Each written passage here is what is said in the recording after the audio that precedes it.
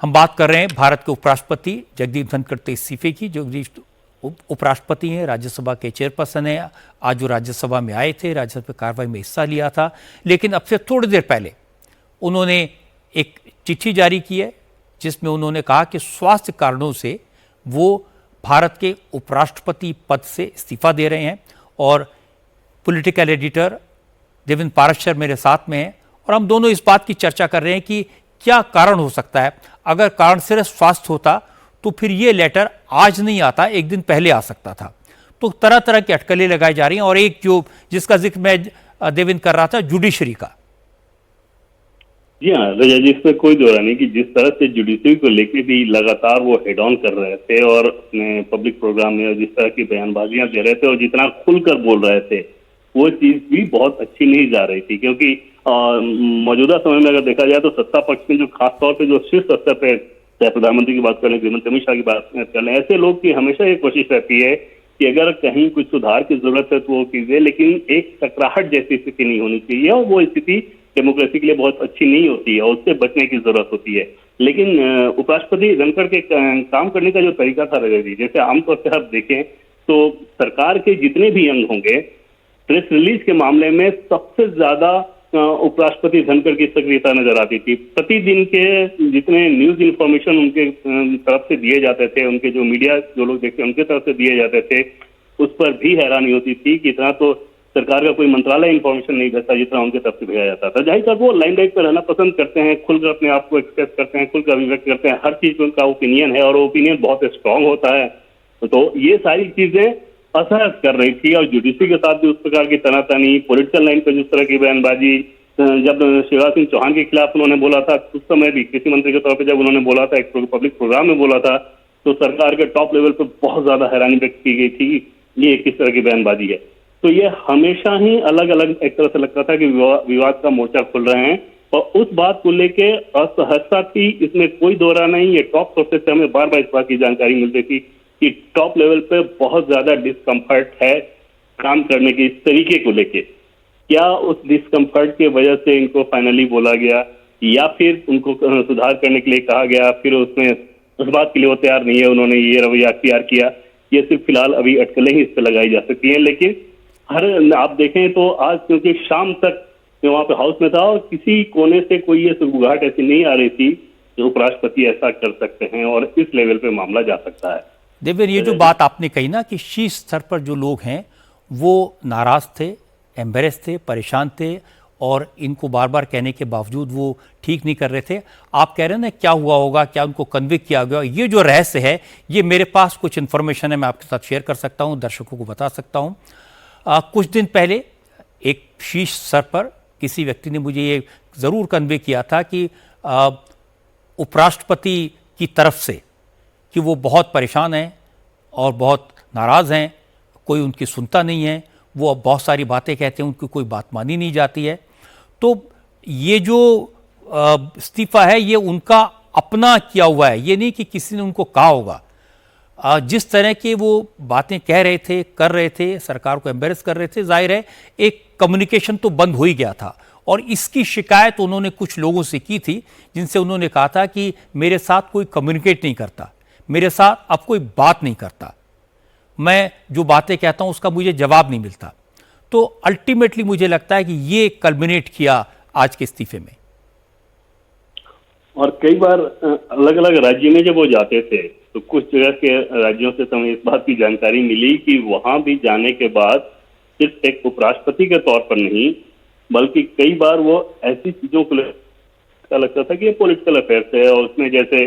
एक बार एक जगह गया, वहां पे सत्ता पर बैठे थे व्यक्ति को दूसरे से कहा कि आप दोनों को तालमेल रखना चाहिए, ज्यादा बेहतर तरीके से बातचीत करनी चाहिए। तो इस तरह का उनका जो एक्टिव पार्टिसिपेशन था जाहिर तौर पे वो असहजता क्रिएट कर रहा था टॉप लेवल पे। और जैसे गाड़ियों का ही जब मामला आया था, हमें सोर्सेज के द्वारा जानकारी मिली कि उनको एकदम से अलग से गाड़ियां चाहिए थी अपने काफिले में। उस बात के लिए सरकार के द्वारा जब मना किया गया तो नाराजगी दिखाते उन्होंने ये कहा कि जो मौजूदा गाड़ियां हैं मैं सिर्फ उसी से चलूंगा। तो इस तरह की बहुत सारी चीजें अक्सर सुनने में आती थी और वो सारी चीजें रही होंगी जिससे जो कंफर्ट अगर तुलना के हिसाब से देखा जाए तो लोकसभा अध्यक्ष ओम बिरला के साथ रहता है सत्ता पक्ष का, वो कंफर्ट उपराष्ट्रपति धनखड़ के साथ राज्यसभा के चेयरमैन के तौर पे नजर नहीं आता था और ज्यादा समस्या वो आती थी खासतौर पे सेशन करने के दरमियान। और बात उल्टी थी कि ये इंप्रेशन होता था कि ये जो कुछ कर रहे हैं, कह रहे हैं, ये सरकार के इशारे पर कर रहे हैं, सरकार के कहने पर कर रहे हैं, तो डबल वहमी थी सरकार के लिए।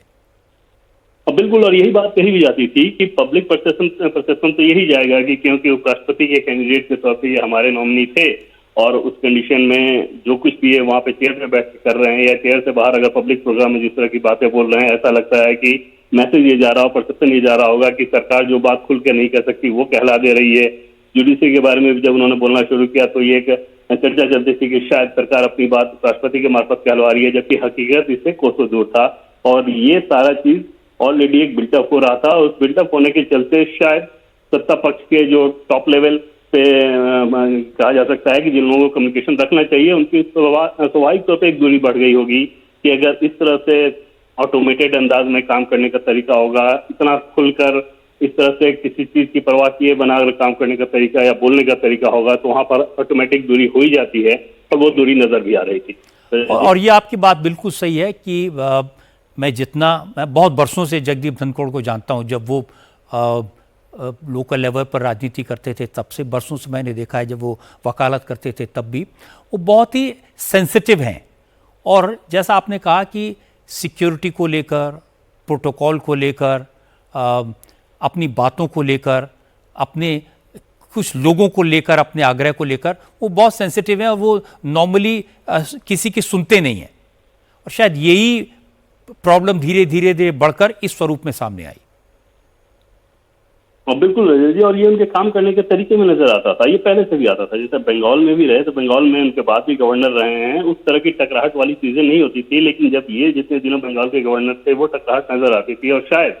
इमोशन ड्रिवन ज्यादा थे या ज्यादा हैं काम करने के तरीके के मामले में, जिसके चलते उस तरह का इमोशन जिसमें ये सोचे बिना कि हाँ जो मैं बोल रहा हूँ, जो कर रहा हूँ, इसका क्या असर होता है, ये करना चाहिए या नहीं करना चाहिए, उन सारी चीजों की परवाह किए बगैर जो उनको ठीक लगता होगा उनकी नजर में उसको वो बोलते हैं, उसको वो करते हैं। और ये चीज एक डिस्कम्फर्ट पैदा कर रही थी और ये डिस्कम्फर्ट हर लेवल पे नजर आता था। शायद ही कोई ऐसा व्यक्ति मिले, पार्लियामेंट के जैसे अधिकारियों से भी बात करें तो शायद कोई ऐसा मिलता था जो ये कहे कि इनका काम करने का तरीका बहुत शानदार है। वो हैरानी ही ज्यादा जताते हैं। और राज्यसभा सचिवालय के भी कई सारे ऑफिसर जो कि उनके अंडर में काम करते हैं वो भी हैरानी जताते थे। और कई बार तो जो गॉसिप वाली दुनिया जिसे कहते हैं कि पॉलिटिकल कॉरिडोर में जो गॉसिप वाली दुनिया होती थी उसमें इन्होंने क्या किया इसको कहकर के लोग बहुत ज्यादा मजाक उड़ाते थे कि अरे ऐसा कैसे और इतना बिंदास कैसे, इस तरह से उपराष्ट्रपति कैसे बोलते हैं, कैसे करते हैं। तो ये सारी चीजें ऑलरेडी चलती थी और इन सारी चीजों ने शायद उनके काम करने के तरीके के चलते एक दूरी बनाई होगी और उस दूरी के बाद भी उनको एक निराशा हो रही होगी। जैसे कि आपने बताया कि इस चीज को वो एक्सप्रेस भी कर रहे थे, लेकिन शुरू में जरूर सत्ता पक्ष के द्वारा कुछ चीजों को समझाने की कोशिश की गई थी। बाद में जब वो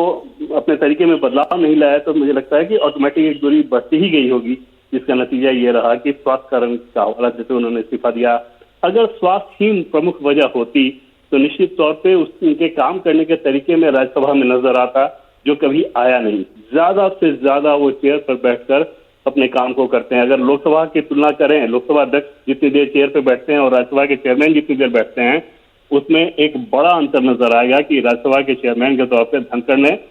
बहुत ज्यादा समय चेयर पर बैठकर दिया और यह तभी संभव था जब स्वास्थ्य उनका साथ दे रहा था या उस काम में वो इतने ज्यादा इन्वॉल्व थे। राजा जी।